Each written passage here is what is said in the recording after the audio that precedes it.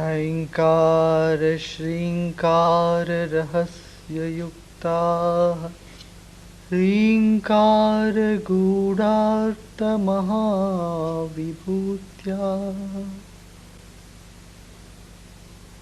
ओङ्कार मर्म प्रतिपादिनीभ्याम्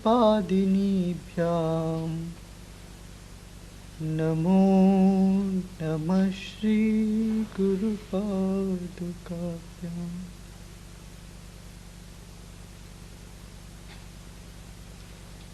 ॐ नमः प्रणवार्थाय शुद्धज्ञानैकमूर्तये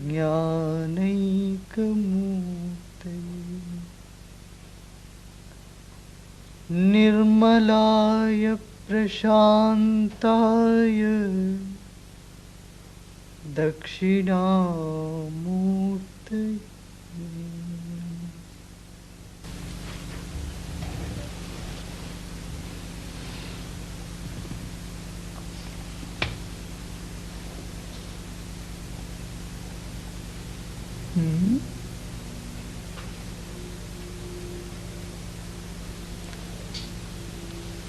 Guru Purnima is called the day of the master, but actually it is the day of the devotee.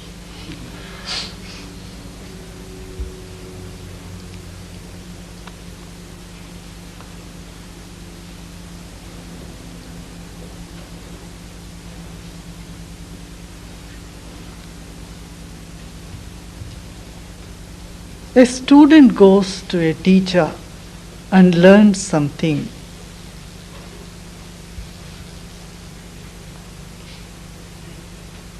Gets some information, and then he walks out of the school.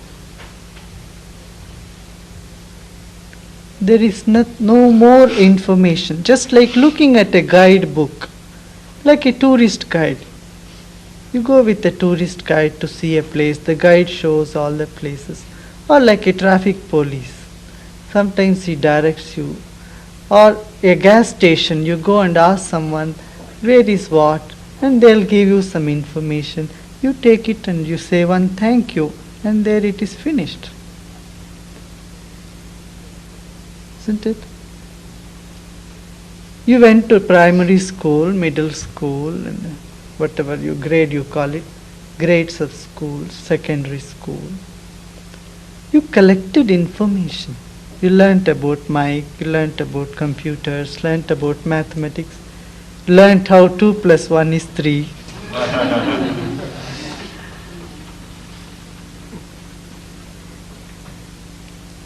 This is a student, one who collects information. But information is not knowledge, is not wisdom. Is it wisdom? If just having lot of information, one's life changes, grows, then it is not just information, or that information cannot effect a big change.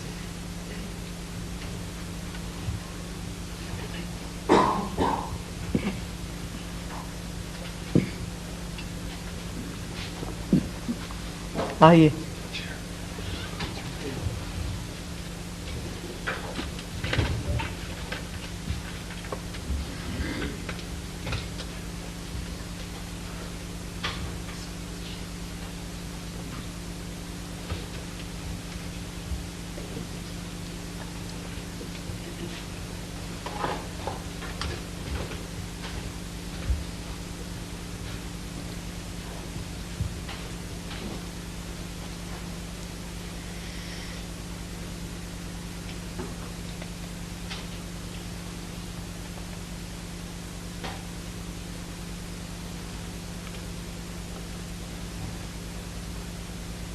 Then comes a disciple. Disciple follows the example of the master. But a disciple is with the master for the sake of learning wisdom, for the sake of improving his life, for the sake of attaining enlightenment. He has a purpose, a cause. So he is not just collecting information, but he is trying to look a little deeper. He is trying to bring a transformation in his life. He wants to make sense out of his life. That is a disciple. A disciple is still centered around himself.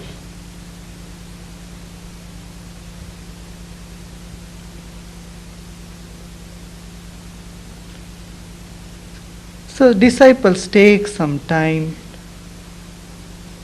of their own, according to their capacity. They grow, and one day they may get enlightened.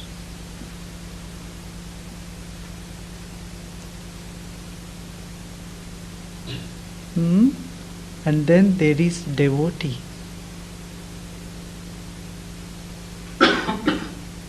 A devotee is not there even for wisdom. He is simply rejoicing in love.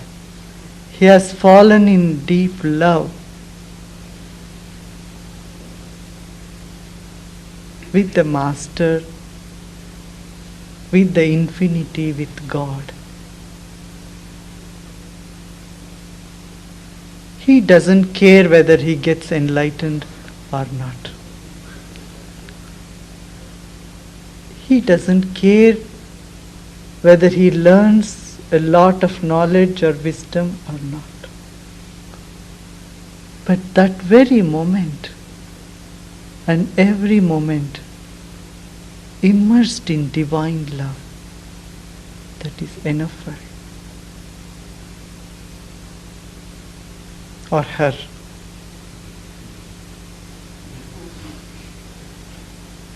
A devotee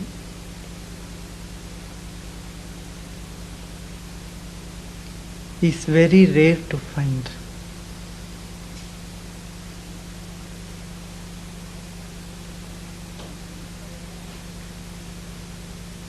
Students are all over, disciples are few, but devotees are rare.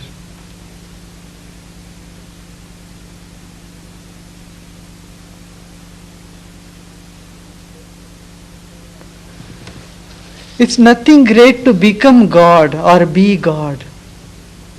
Whether you want or not, all are already gods. A stone is also God, you are also God, everything is God. There is nothing great in wanting to become God. God is already there, but it is great to become a devotee.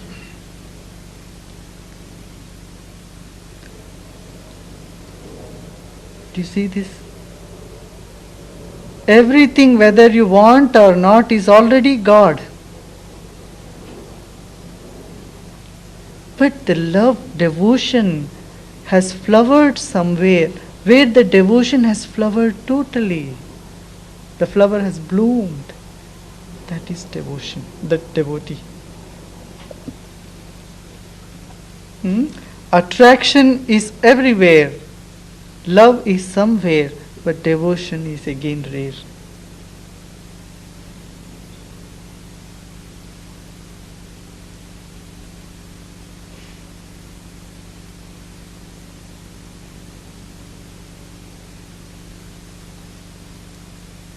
Devotion is very beautiful.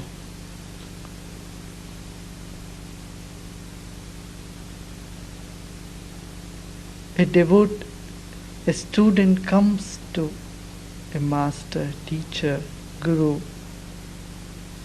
with tears in his eyes. There's so much problem.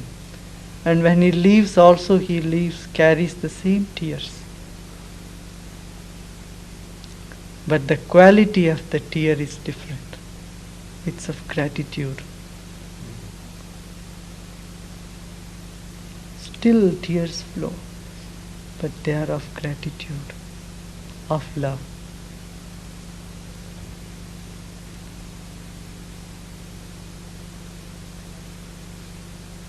It is so beautiful to cry in love.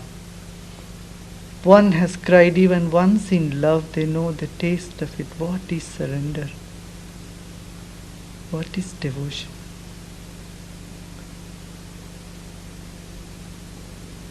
And the entire creation rejoices it.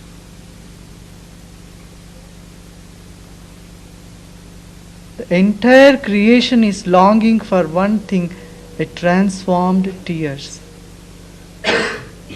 From a salty tear to a sweet tears.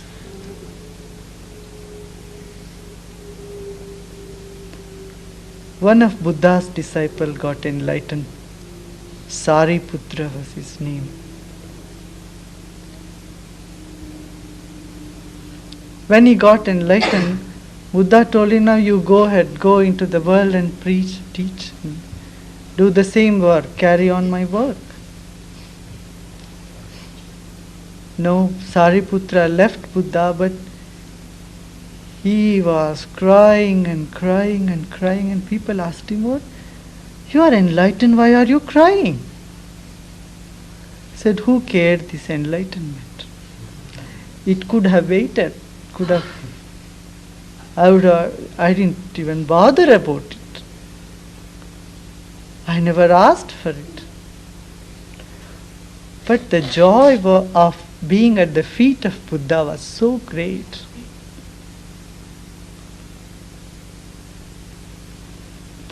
Being a devotee was so great. I said, no, I am missing this.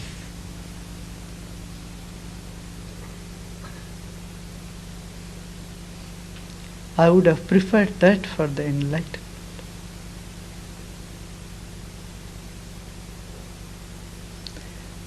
There is no separation, there is no difference, there is no distance, yet it has a different flavor, different joy.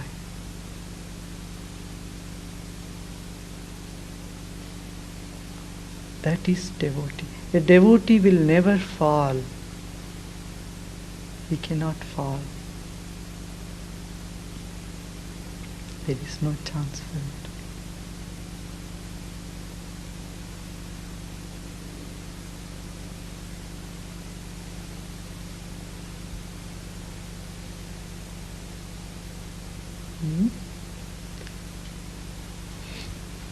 When Krishna was leaving his body, he spoke to Uddhava. The last Gita he spoke. And Krishna tells to Uddhava with tears in his eyes. Tears are rolling out of Krishna's eyes. He says, these gopis, they are so beautiful. He says, I can't stand the amount of devotion they have.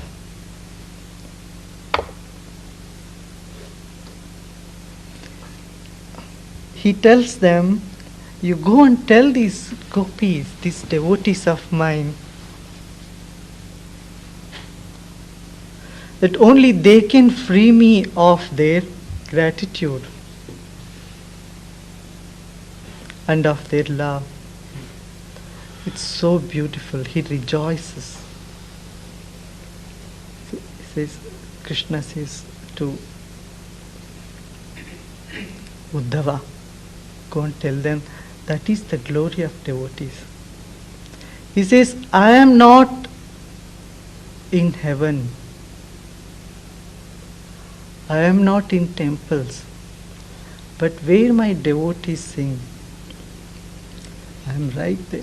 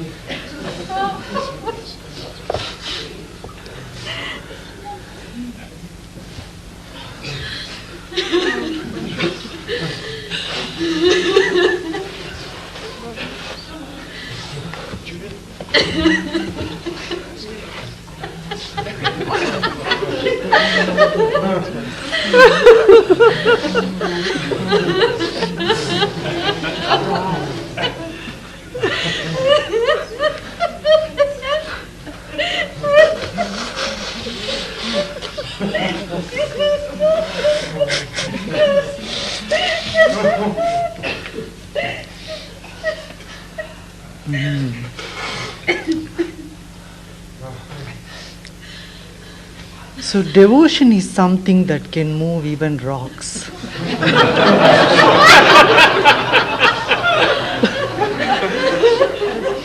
Devotion can even move even rocks.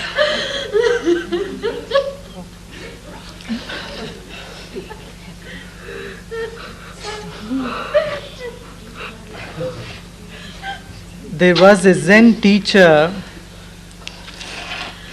Zen is, Buddhism always says evenness, to be very even.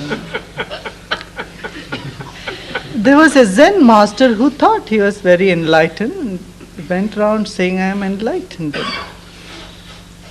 And he happened to meet one of his masters.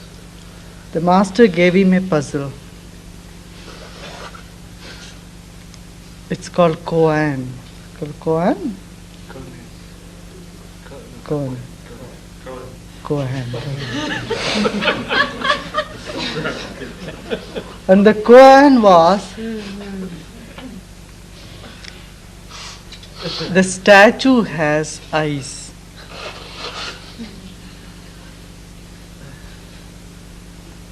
And the tears roll down silent.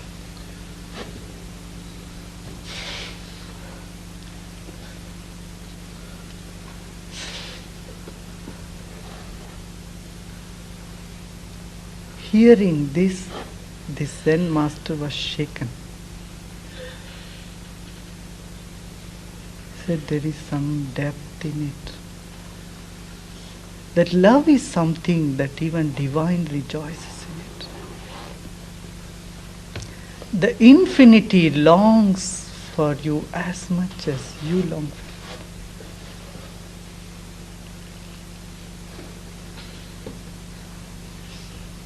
It's waiting to receive you. God is as much anxious as you are to be near.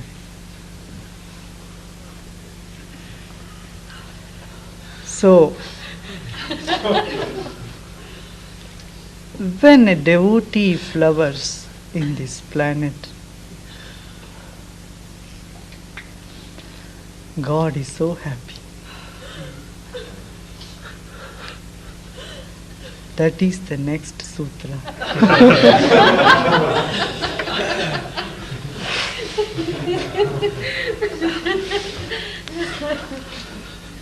Tat prapya. Attaining divine love, one sees love everywhere, all over. Only that is seeing. I am not seeing. Tat prapya tadeva pashyati. Wherever one sees the divine. If whatever one perceives divine. Tat prapya tadeva pashyati. Tadeva Shrunoti, only divine is heard and divine is hearing.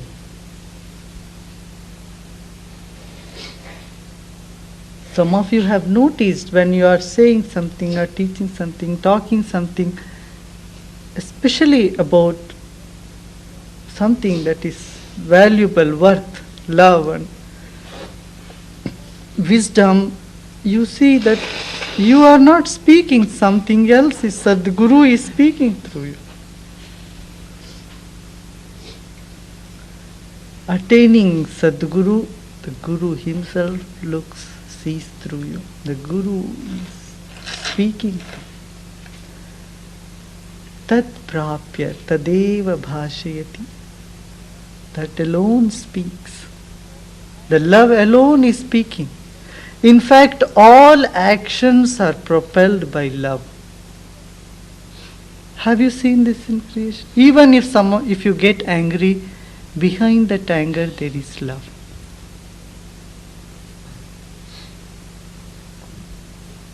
Isn't it?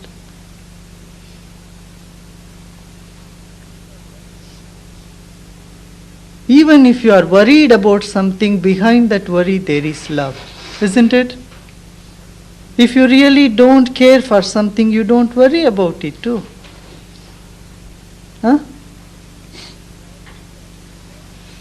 Worry is a product of loving something which is not permanent, which is not eternal. It's not because of love. Because of the object of love, the pain comes.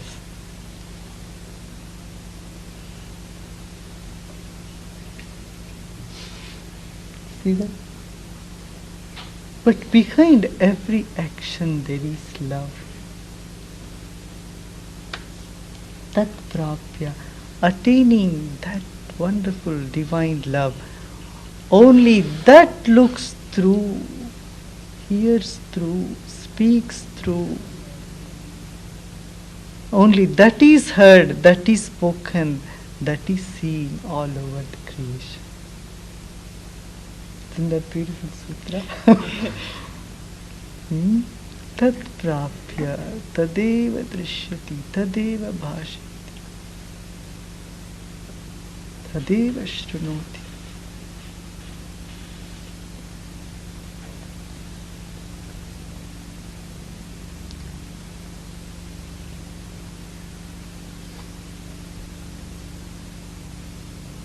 God is so grateful to a devotee as a devotee is the supreme. In another place Krishna says, I am running behind my devotees. I am running, chasing them around.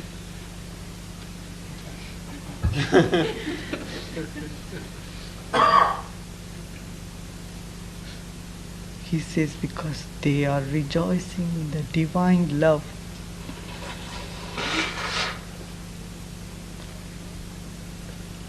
There is nothing of my, mine, I in them. They are immersed in love.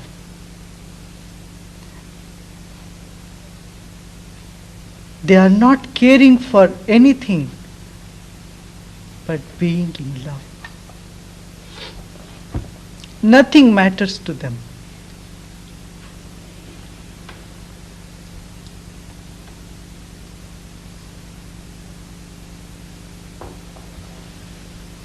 Tat prapya, attaining that divine love.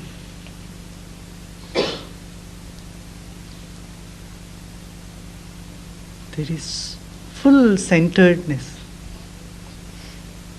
See, everything follows divine love.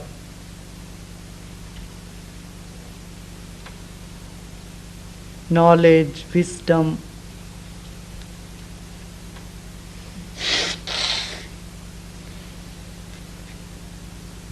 That is surrender, value of surrender. All the fears drop away.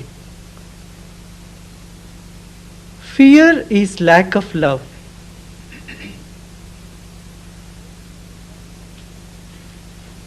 Only one thing can eliminate fear, that is love. That is dedication, that is devotion.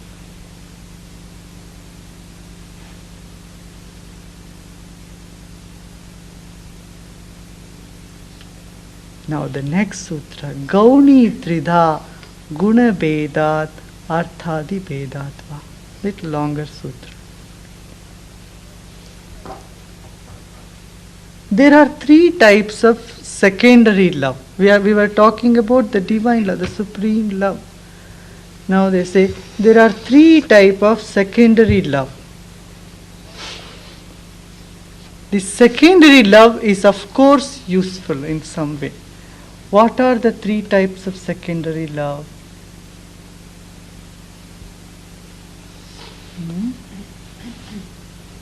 Affection, attraction, respect.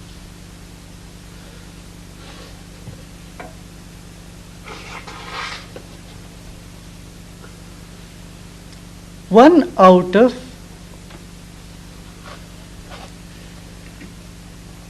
tamasic gun. Tamasi, tamogun. Tamogun means one out of a state of stressfulness.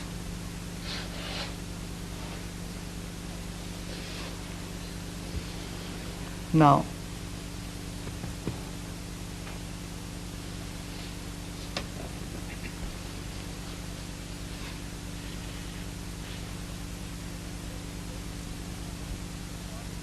you are friends with somebody because you have a common enemy.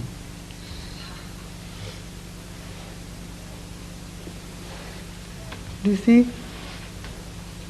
You are getting together just to destroy something. But that getting together to criticize, talk or destroy, or there is some affinity in the group, there is some love. But that is out of utter ignorance, sheer ignorance. This is one type of coming together. There is great love there also, like terrorists. You know, terrorists, they don't have fear. You know why? Because they love some idea. They put their life to it. Don't you see these terrorists all over the world? Huh? What they are doing? They are putting their 100%. They are really dedicated, really devoted, but out of anger, hatred and ill will. This is tamogun type of love. This is called tamogun love, tamasic love. And there is rajasic love. Rajasic love is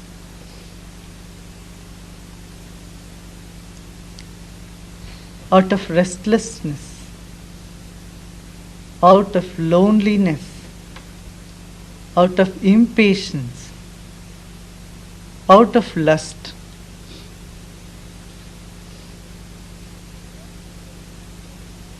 You think you love somebody, you really not love that person. You are just wanting to have pleasure from that person. Your mind is on the pleasure. After a while that dies out. When the attraction dies out, your love disappears.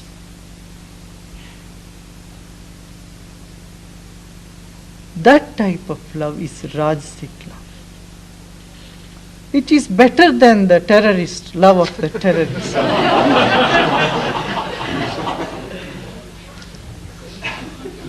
There is some amount of selfishness. It is an animalistic love. Do you see animals? They come together when they get attracted, and that is it. Dogs come together, and that is it. Animals come together. The whole creation breeds. There is love behind that, otherwise the creation cannot happen. If dogs don't get attracted to each other, they won't produce children. The creation, action, activity behind that there is love, definite. It's natural love.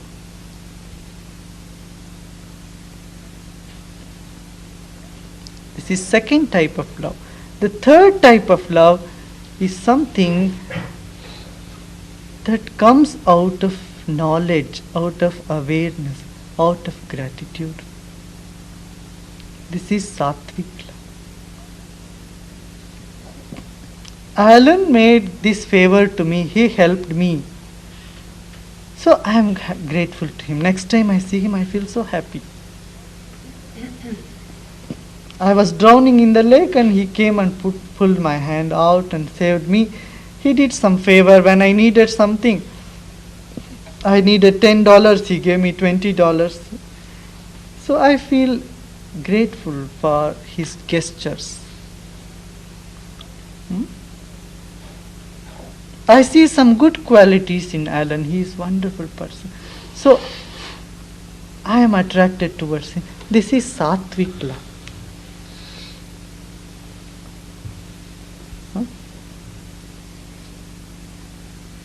I appreciate Tori because she has this good quality. I appreciate Divya because she sings so beautiful and does the asanas and also beautiful. She has good qualities. Or I appreciate Rashri because she has this good qualities. She gives big smiles.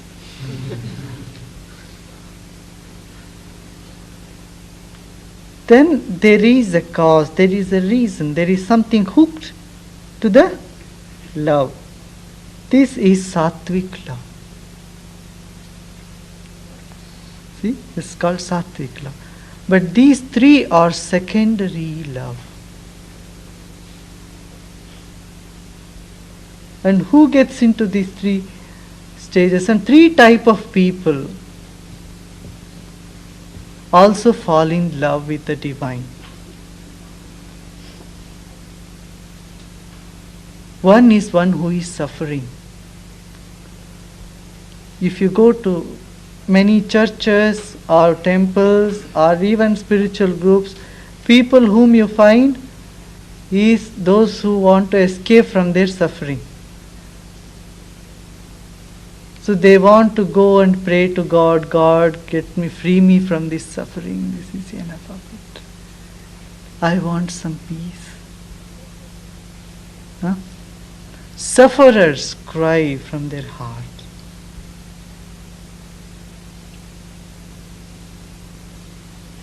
And then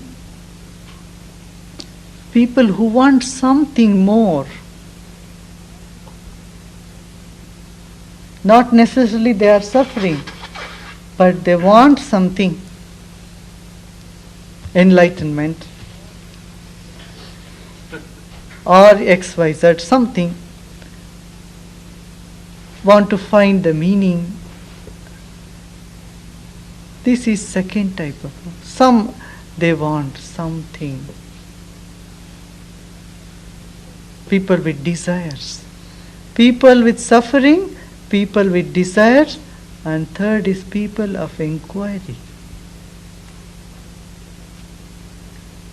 People who is amazed, who is seekers, who search that there must be something more.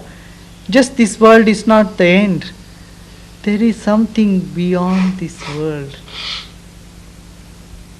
So one who is searching the meaning of life, meaning of the world, the secret of the world, is the third category. The first is one who is suffering, wants a relief from, say something, suffering.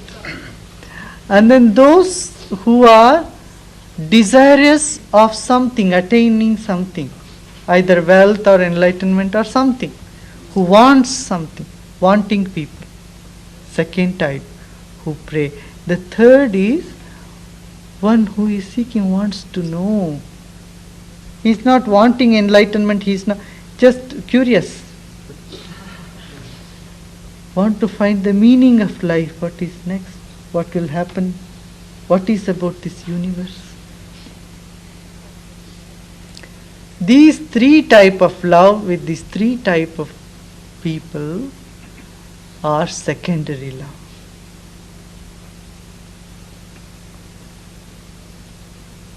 The secondary love can help you to go into the primary love. And each one preceding is better than the other.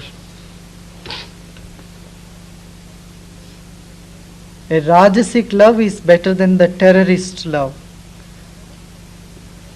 And the love out of gratitude is better than even the desirous love.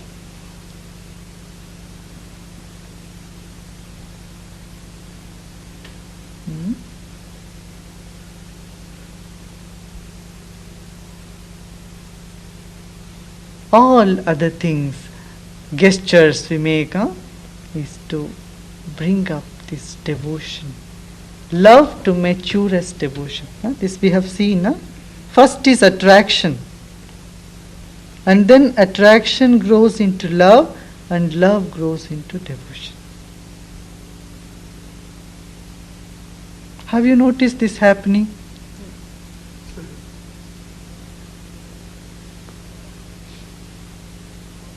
You are attracted to a dog or a bird, you bring it home, then you start loving it so much. If that love to even the animal turns into a devotion,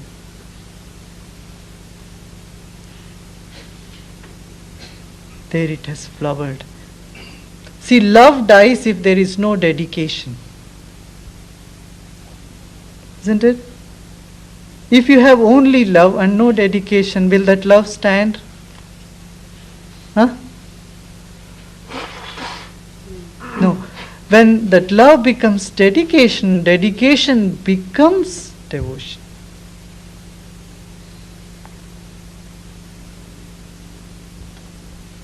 Dedication is a phenomenon where your love, which otherwise turns into fear, is arrested. You have lot of love. If you don't add a preservative, it's dedication.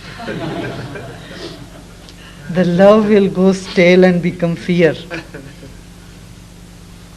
Everyone has the capacity to love.